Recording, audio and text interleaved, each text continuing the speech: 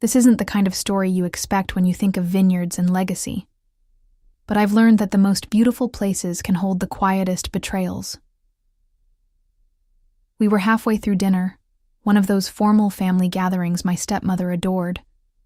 Crystal glasses, folded linen napkins, imported candles that smelled like lavender and smoke. The kind of setting that makes you forget things can still go wrong. I was seated 2 places down from my father, Peter Ellis, the man everyone in Napa knew as a legend, the name behind Ellis Estate wines. And I'd spent most of my adult life trying to prove I was worthy of it. I'd just returned from Harvard. Viticulture and enology, top of my class. Before that, I'd spent 3 years optimizing operations at a mid-sized Oregon winery, doubled their yield, slashed overhead by 38%. Everything I'd done had been with one goal in mind, to earn my place back home. So when the moment felt right, I asked, quietly, respectfully, "Dad, will I be considered to take over the estate?" The clink of silverware stopped. A breath held at the table. Caroline, my stepsister, didn't bother hiding the smirk curling at her wineglass. She was wearing a pearl choker, and that smug, curated disinterest she always wore around me. My father didn't look at me right away. He dabbed the corner of his mouth with his napkin, as if I'd asked something casual, like passing the salt. Then, finally, he said it. "You were never meant to inherit this." I felt the words before I processed them. My stomach turned cold, like the air had shifted in the room. "You're not a real Ellis," he continued, still calm, still deliberate. "We took you in out of obligation. You should be grateful we raised you at all." I don't know what I expected. Maybe hesitation, regret. But there was nothing in his face. No flicker of guilt. No trace of the man who used to carry me on his shoulders during harvest. He'd just switched something off. The silence after was louder than any shouting could have been.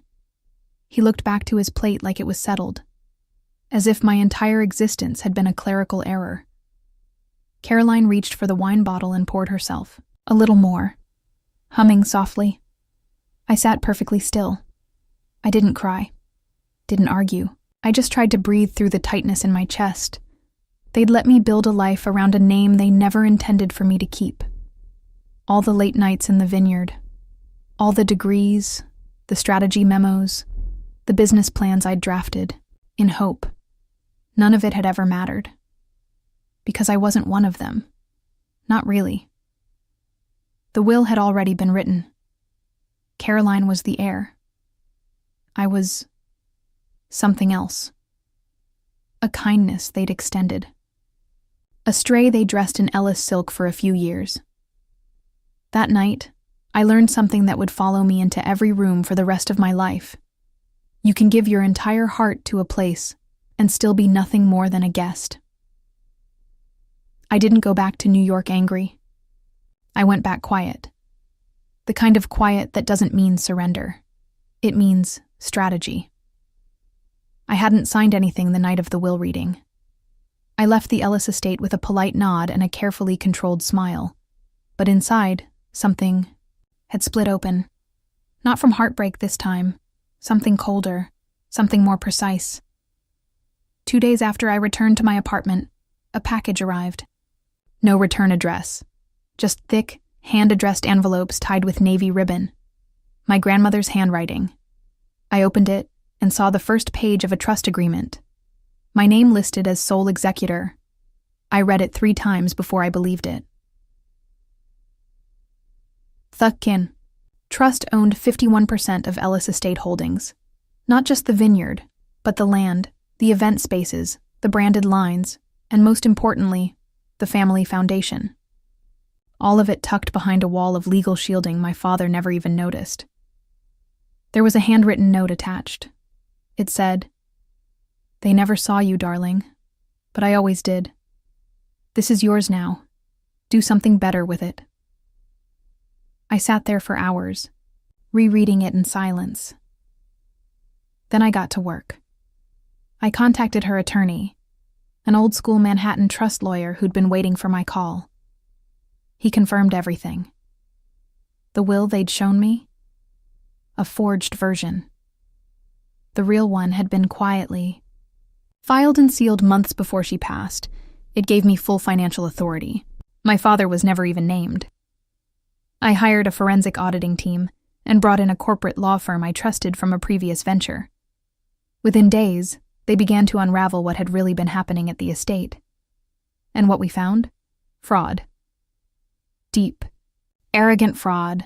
Millions funneled out of the foundation into shell companies. Beau's signature on every wire transfer. Phony nonprofits that didn't exist. Restoration projects that were just money laundering schemes.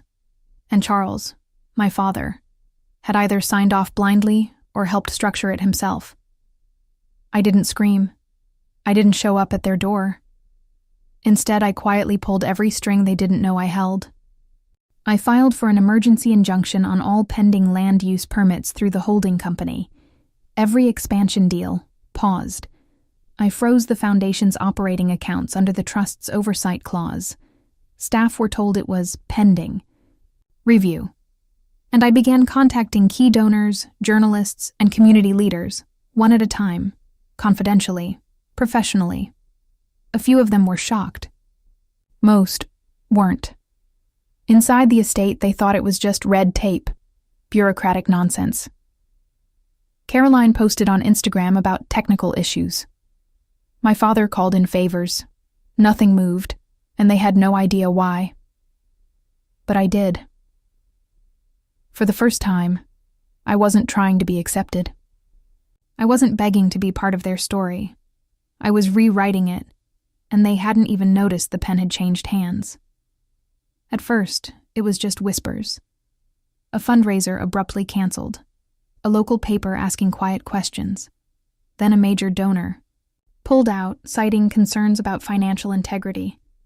Still, the Monroe estate pretended nothing was wrong. They always did. Reputation was currency, and denial was their favorite investment. Then the auditors showed up, the IRS, the State Board for Nonprofit Oversight, even a private investigative firm hired by the county. And suddenly, the Monroe name, once uttered with reverence in this town, was being whispered with suspicion. Then came the lawsuit. A developer Charles had been negotiating with filed a formal complaint. Fraud, misrepresentation, breach of contract. The land deal was tied to Beau directly, his name on documents, his signature on the fake environmental clearance forms. It made the front page, full-color headline. Monroe heir implicated in real estate scandal. I didn't say a word. Let the rot surface on its own. I knew what came next. Pride doesn't age well in panic.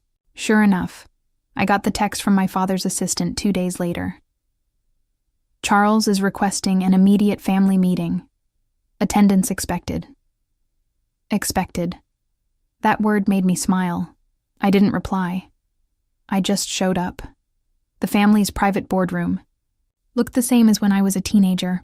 Oversized chairs, heavy wood table, oil portraits lining the walls like judges. Caroline was already there, fidgeting with her bracelet. Beau looked pale. My father stood at the head of the table, pacing. When I walked in, the room went still. I was dressed in black. No makeup, no expression. Just a single folder under one arm. Charles looked at me like I was a problem he hadn't solved yet. "Glad you finally decided to join us," he said, all tight civility. "We're under attack. Someone is spreading misinformation and destabilizing the estate." I took my seat. Slowly. "No one's attacking you," I said. "You did this yourselves." Caroline scoffed. Beau muttered something about betrayal. Charles raised his voice. "Do you have any idea what's at stake? This family, this legacy, is under threat. And you show up here with attitude and silence?" I opened the folder.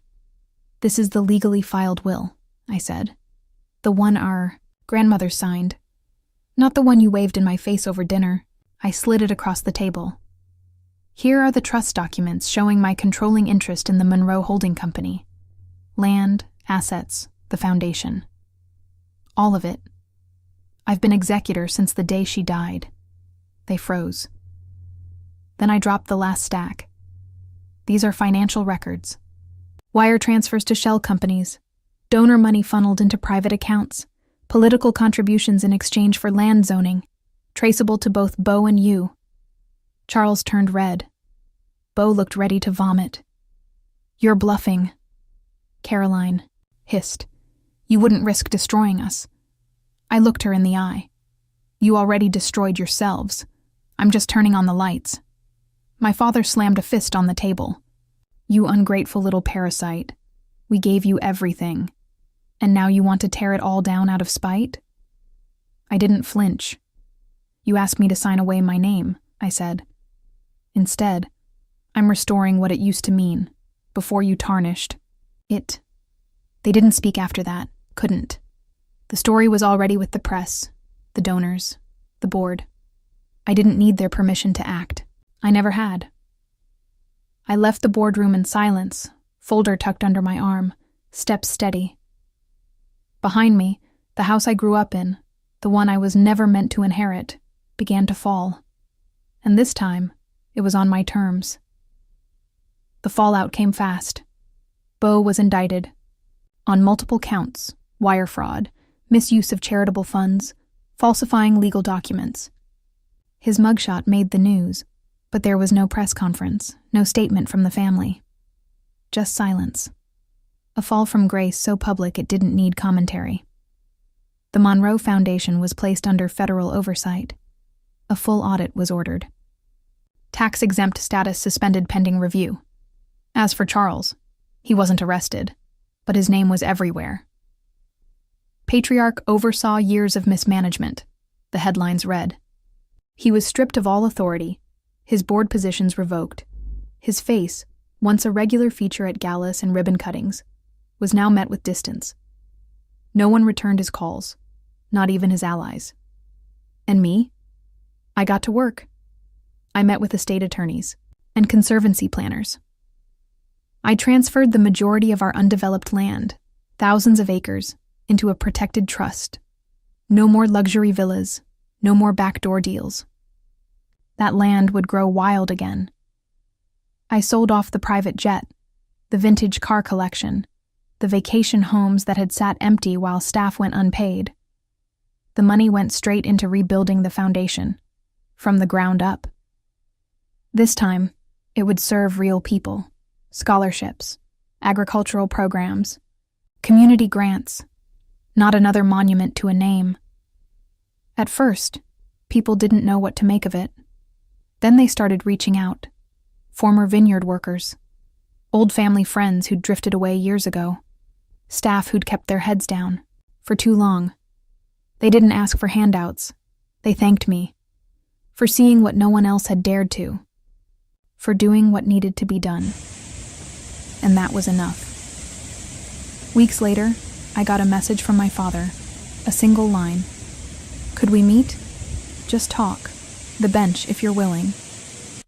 The old garden bench had been my grandmother's favorite spot.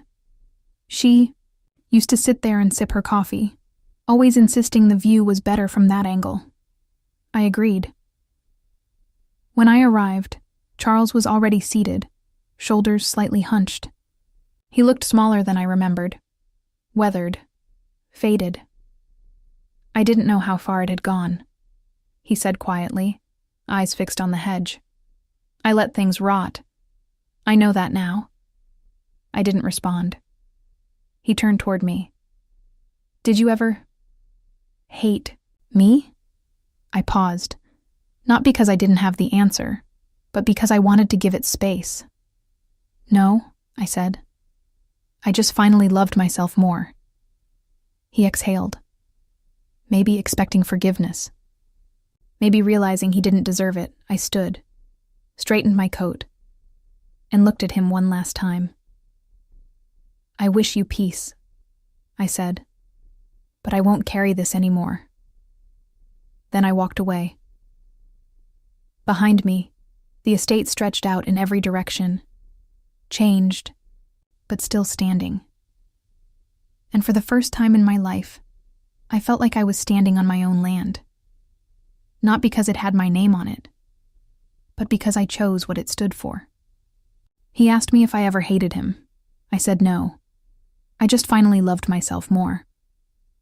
Thanks for listening to my story. If it hit home, or if you're carrying your own version of this kind of pain, you're not alone. Drop a comment, share your story, or just say hi. And don't forget to like, subscribe, and hit the bell so you never miss a new one. More quiet power, more justice. One story at a time.